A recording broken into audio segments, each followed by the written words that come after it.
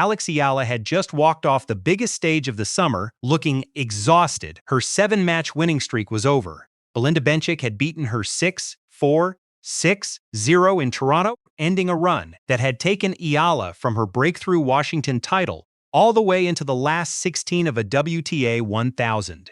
After the loss, Eala wasn't talking about another match. She was talking about taking a break. A day or two away from tennis, a haircut. Her nails were grown out, maybe some time with friends. Anything that could take her mind away from the court after nearly 2 relentless weeks of competition. It sounded like exactly what a 21-year-old player needed. After 8 matches in 12 days. But then something strange happened. A few days later, Eala walked into Cincinnati, and the reception waiting for her looked nothing like the reception you would expect for a player coming off a 6-4, 6-0 defeat. The Filipino flags were back, the chants were back, and before Eala had even played a single point, the crowd at the Lindner Family Tennis Center was already reacting to her like a returning champion. The phenomenon that had transformed Toronto hadn't stayed in Toronto. It had crossed the border with her. And that is what makes Cincinnati so interesting, because Eala wasn't arriving as the same player who had entered Toronto. She was now ranked number 20 in the world. She had won the first WTA singles title of her career in Washington. She had beaten Jessica Pegula in that final. She had become the first Filipino player to win a WTA singles title, and in Cincinnati, she was listed as the number 17 seed, the highest WTA 1000 seeding of her career according to the material surrounding the tournament. That position mattered. The expanded Cincinnati draw contained 96 players, with the top 32 seeds receiving first-round byes. So Eala wasn't being thrown immediately into another match after the Toronto grind.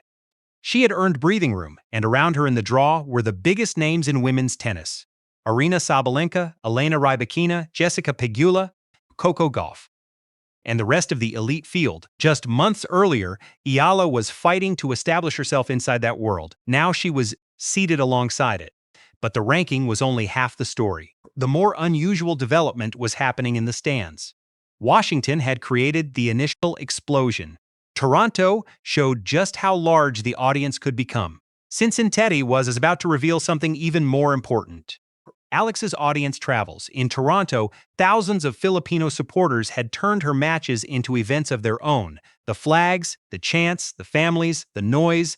It became impossible to separate Eala's matches from the atmosphere surrounding them.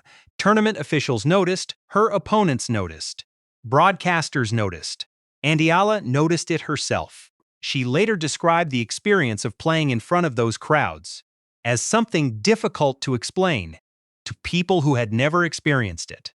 Now that same phenomenon was appearing in another American city. That changes the equation. A normal rising player leaves one tournament and begins the next with a clean slate. Eala doesn't seem to be getting that clean slate anymore. She leaves Toronto, and the audience doesn't necessarily stay behind, it follows. That is why the Cincinnati arrival matters more than another dramatic entrance. Or another viral crowd clip. The real question is what happens when a player stops being merely the story of a tournament and starts carrying an audience from tournament to tournament. Because Eala had already shown she could create momentum on court. She had already shown she could win a WTA title. She had already shown she could climb into the world's top 20. Toronto then showed that her popularity could affect the tournament itself. And now Cincinnati was the next test. Could that attention survive a loss? Crowd still be there when the winning streak was gone? Could Eala walk into a new tournament, carrying the expectations created by the old one? Those questions mattered because she wasn't arriving in Cincinnati with just a higher ranking. She was arriving with a completely different level of expectation. She had a WTA title. She had a top 20 ranking. She had a WTA 1000 seed. She had a first-round bye, and she had an audience that had already demonstrated it would follow her. So the story coming out of Toronto wasn't really that Alex Eala had lost. It was that even after losing, the momentum around her hadn't disappeared. The haircut was done. The nails were trimmed. The short reset was over. And the next chapter had already begun. The question was no longer whether Cincinnati would notice Alex Eala. It was whether Cincinnati was ready for what came with her. Washington changed the conversation. Toronto changed the scale. And now Cincinnati is where the two finally meet. Eala arrived in Ohio carrying something she didn't have a few months ago. Proof she was the champion of a WTA 500 event, the first Filipino player to win a WTA singles title, a career-high world number 20, and now the number 17 seed at a WTA 1000 with a first-round bye. The numbers were catching up to the attention, but the attention had actually started moving first. Toronto had already shown what happened when Eala's name appeared on the schedule. More than 10,000 fans packed center court. Tickets disappeared rapidly. Philippine flags transformed the stands. Filipino food was added to the venue. And tournament director Carl Hale called Eala an absolute blessing to the sport and the tournament. Even her opponents couldn't ignore it. Belinda Bencic, the player who eventually ended Eala's run, openly acknowledged that most of the crowd had been supporting Alex. McNally later thanked Filipino fans for the incredible atmosphere. Jessica Fagola had praised the Filipino supporters after facing Eala in Washington. And then there was Coco Gauff, who pointed to the demographic Eala was bringing into tennis as something the entire sport could benefit from. That matters because this isn't just about people talking about Alex online. The audience is showing up. Washington, Toronto, now Ohio. The supporters aren't simply waiting for Eala to become a bigger star. They are already behaving as though she is one. That creates a completely different proposition for tournaments. They aren't merely booking Alex Eala, they may be inheriting the audience that comes with her. And that's the part the traditional tennis model doesn't fully explain. For years, the equation was simple: ranking, seed, promotion audience. Elsa's recent rise looks increasingly like the reverse: performance, attention, community, demand bigger opportunities, higher ranking. She isn't breaking the ranking system. Her ranking is simply beginning to catch up with the attention she was already generating. But that creates a new problem: expectations. Toronto created an enormous one. Now every entrance in Cincinnati carries more attention.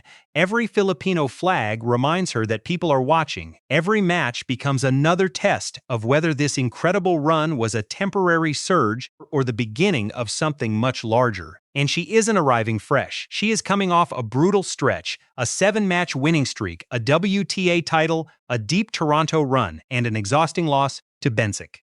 So Cincinnati isn't just asking whether Alex can attract another crowd. It is asking whether she can perform with that crowd now expecting something from her. She has already proven she can create the atmosphere. She has proven she can climb the rankings. She has proven she can win a WTA title. But Cincinnati asks for something different. Can Alex Eala turn all that momentum into another performance without allowing the weight of it to become the thing that stops her? Alex had arrived. The crowd had followed. The ranking had changed. Now, the tennis had to begin. That is what makes Cincinnati different from everything that came before it. Washington created the breakthrough. Toronto revealed the scale of the Eala phenomenon. Cincinnati is where Alex has to carry both into the next tournament. She isn't entering as an unknown player hoping to surprise someone anymore. As the number 17 seed, she receives a first-round bye in the expanded 96-player WTA 1000 draw. After the grind of Washington and Toronto, that gives her something she desperately needed. Time. Time to recover.